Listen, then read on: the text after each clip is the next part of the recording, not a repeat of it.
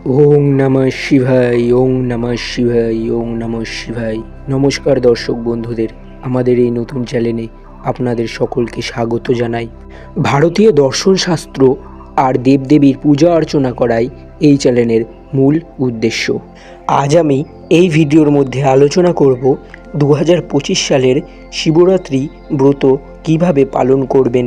যারা এই শিবরাত্রি ব্রত পালন করতে চাইছেন তারা কিভাবে প্রস্তুতি পর্ব সারবেন, আর যারা কোনো কারণে শিব মন্দিরে যেতে পারছেন না তারা কিভাবে বাড়িতে এই শিবরাত্রি ব্রত পালন করবেন সে বিষয়েও আমি আপনাদের এই চ্যানেলে জানাবো। ভিডিওটি দেখার পরে যদি আপনি ন্যূনতমও উপকৃত হন তাহলে আমাদের চ্যানেলটিকে সাবস্ক্রাইব করে দেবেন এবং ভিডিওটিকে একটি লাইক করে দেবেন, আর কমেন্টে ওং নমঃ শিবায় লিখে যাবেন। আর অবশ্যই সাবস্ক্রাইব বাটন টিপে তার পাশের বেল আইকনটিকে অন করে দেবেন যাতে আরও এরকম নতুন নতুন ভিডিও আপনি পেতে পারেন। তো বন্ধুরা, বেশি কথা না বাড়িয়ে ভিডিওটিকে শুরু করছি। বিভিন্ন ব্রতর মধ্যে শিবরাত্রি হলো একটি অন্যতম ব্রত। এই ব্রততে পুরুষ নারী সবই একসাথে পালন করে।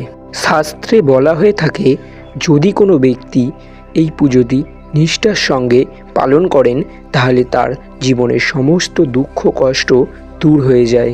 এই ব্রত পালনের ফলে ভগবান শিবের কৃপায় তার সমস্ত ইচ্ছে পূরণ হয়। যারা এবছর শিবরাত্রির ব্রত পালন করতে চান তাদের ত্রয়োদশী থেকেই প্রস্তুতি নিতে হবে।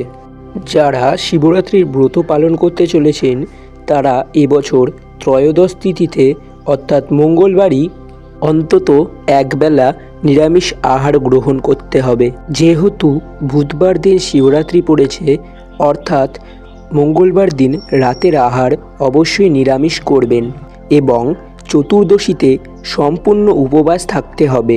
চতুর্দশী অর্থাৎ বুধবার শিবরাত্রির দিন সম্পূর্ণ উপবাস থাকতে হবে।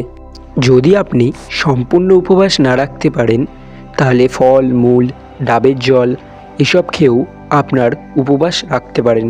আপনারা নিজের শরীর এবং সামর্থ্য বুঝেই উপবাসটি রাখবেন। মহাশিবরাত্রির দিন অবশ্যই আপনি সকাল সকাল ঘুম থেকে উঠবেন এবং ভগবান শিবের নাম মনে মনে জপ করবেন এবং নিজেকে শুদ্ধ করবেন। শিবরাত্রির দিন ভগবান শিবকে যদি আপনি এই কয়েকটি ফল দান করতে পারেন তাহলে আপনার খুবই ভালো হবে। তার মধ্যে অবশ্যই বেল আর কিছুটা মাখা সন্দেশ। ভগবান শিবের অত্যন্ত প্রিয় একটি ফল হলো বেল। যদি আপনার সামর্থ্যে মাখা সন্দেশ আপনি না দিতে পারেন তাহলে কিছুটা বাতাসা দিলেও চলবে। যদি আপনি কোনো উপাচার জোগাড় না করতে পারেন তাহলে সেই উপাচারের নাম করে বাবাকে সামান্য একটু জল দিলেও তিনি খুশি হন। কিন্তু এর মধ্যে পঞ্চ উপাচার থাকা খুবই প্রয়োজন। এর মধ্যে চন্দন, জল, নৈবেদ্য, ধূপ, দীপ থাকা অবশ্যই প্রয়োজন। নমস্কার বন্ধুরা, আমাদের ভিডিওটি আজকের মতন এই পর্যন্তই।